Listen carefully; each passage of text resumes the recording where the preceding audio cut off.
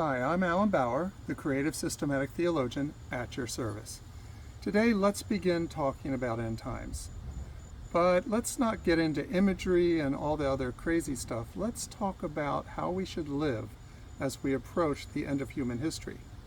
Now, we do know we're approaching the end of human history because Jesus said this gospel will be proclaimed throughout the world and then the end will come.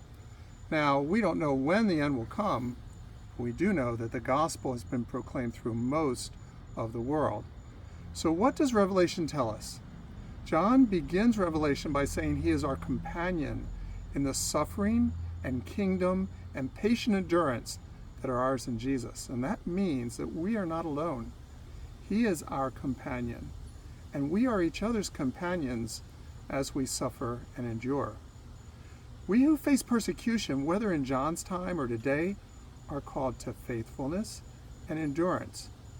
Remember those ominous words in Revelation 13:10 where John says, if anyone is to go into captivity they will go. If anyone is to be killed with the sword they will be killed.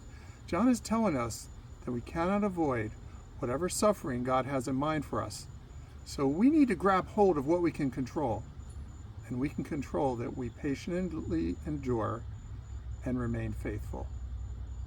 Later in Revelation 14, in a passage that warns us against worshiping the beast, John says this calls for patient endurance on the part of the people of God who keep his commandments and remain faithful to Jesus. That is what we are called to. As we look at end times in the Bible, we should keep in mind that we are called repeatedly to patient endurance and faithfulness in life, regardless of how we understand Revelation. If you want to hear more, follow me and feel free to put questions into the comments section. Next time, we will begin to explore the meaning of imagery in Revelation. This is your creative systematic theologian signing off.